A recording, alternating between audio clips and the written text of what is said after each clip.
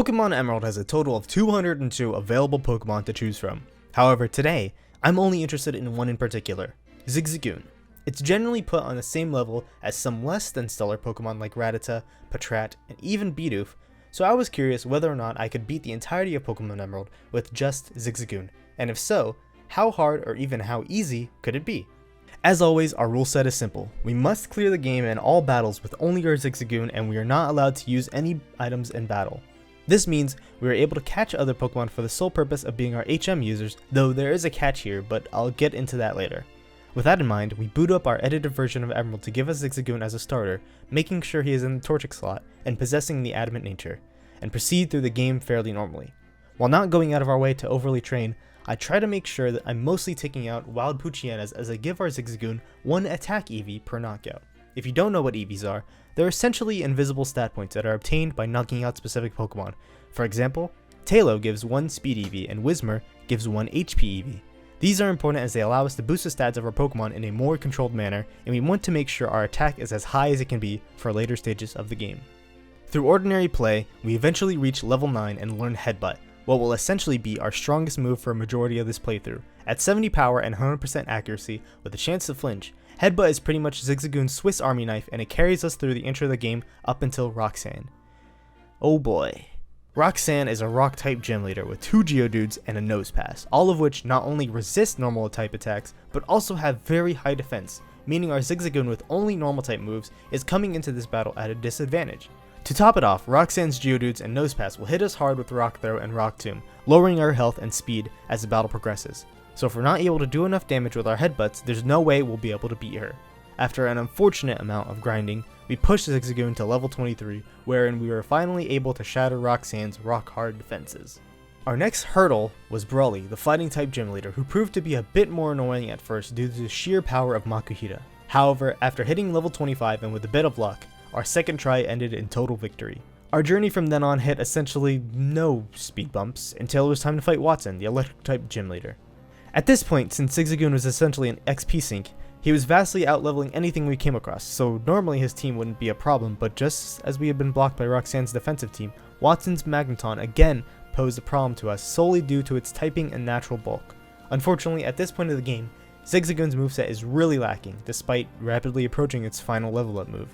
I foolishly thought that Rock Smash would be the key to victory here and chose to teach it to Zigzagoon, something I would begin to regret quite quickly as I realized its power is abysmal and we had no way to remove it for at least 3 more badges.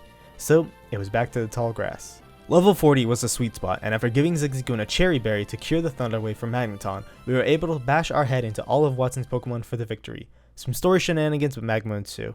We show Maxie the strongest Zigzagoon he's probably ever seen, and cruise our way over to the next major fight, Flannery, the Fire-type gym leader. I say major, but truth be told, this was probably our easiest fight yet, and we were able to beat her in one try through a mix of Headbutt and our newly acquired move Dig, which we learned from a TM we found in Fall Arbor Town. After forgetting what I was supposed to do to progress the game for a little while, I finally returned to my roots and squared up against my own father, Norman, the normal-type gym leader.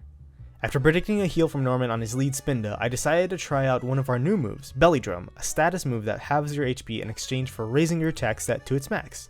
Due to our level advantage, we are pretty much guaranteed to outspeed all of Norman's Pokemon and hit hard with Headbutt and Dig.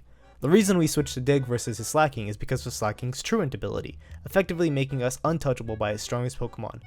After that, the rest of the battle is a snooze, and we move on with our playthrough towards Fortree City and the 6th gym leader, Winona, the flying type user. We decided to teach Zigzagoon Shockwave, our gift for beating Watson all that time ago, as it would help us in taking down Winona's Skarmory, her best defensive wall against us. I did struggle for a few tries after realizing Altaria and Skarmory were tougher than I thought, but upon hitting level 54, I was able to just take her out with Headbutts and Shockwaves. You're probably noticing a pattern here by now. Since Zigzagoon is our only battling Pokemon, it's inevitable that he'll become overleveled, meaning a lot of our battles will be solved through a combination of headbutting and using some sort of coverage move, in the past few cases that move being Dig and Shockwave. Our biggest challenges at this point in the game are Pokemon that resist our headbutt and trainers with lots of Pokemon on our team, particularly evolved Pokemon.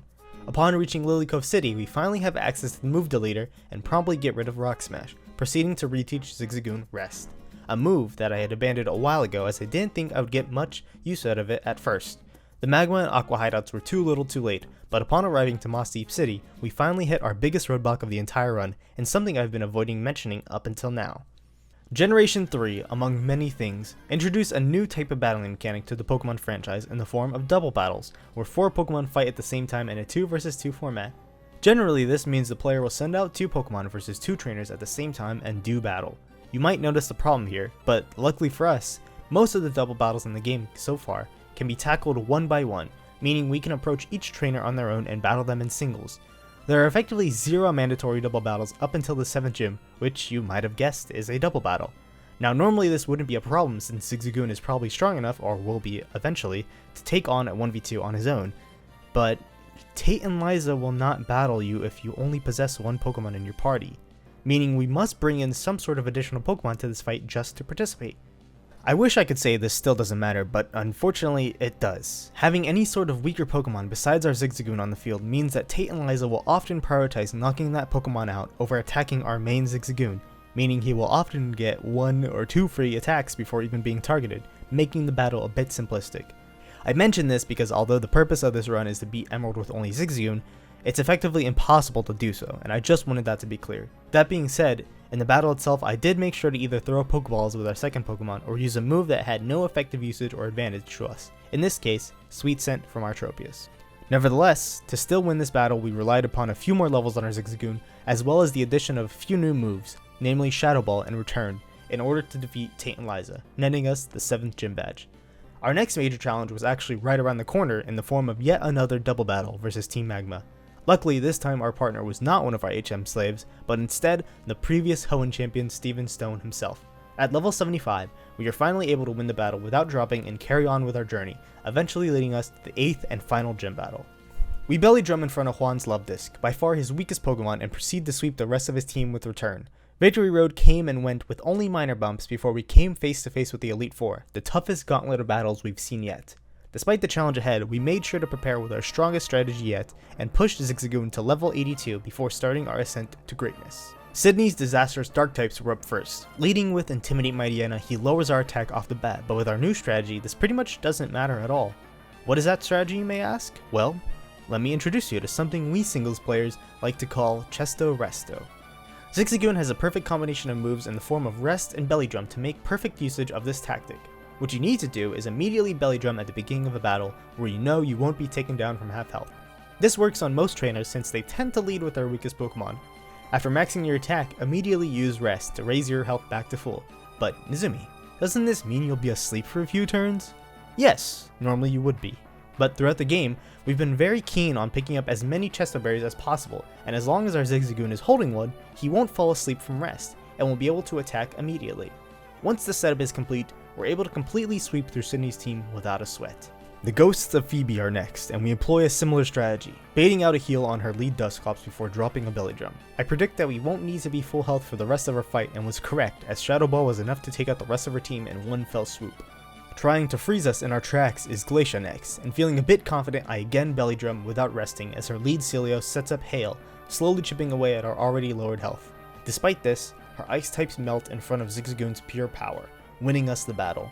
Last up is Drake's Mighty Dragons, whom we this time show a bit more respect by properly setting up our Belly Drum and Rest combo, since we would not guaranteed outspeed all of his Pokemon. We did end up getting a bit lucky in outspeeding his Pokemon and proceeded to take them out with a turn.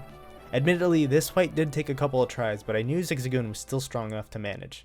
Finally, we face off against Wallace, the champion of Hoenn. I was a bit nervous, but Zigzagoon's confidence was overflowing at this point. We enter the battle and play the greatest song of stomachs the world has ever heard.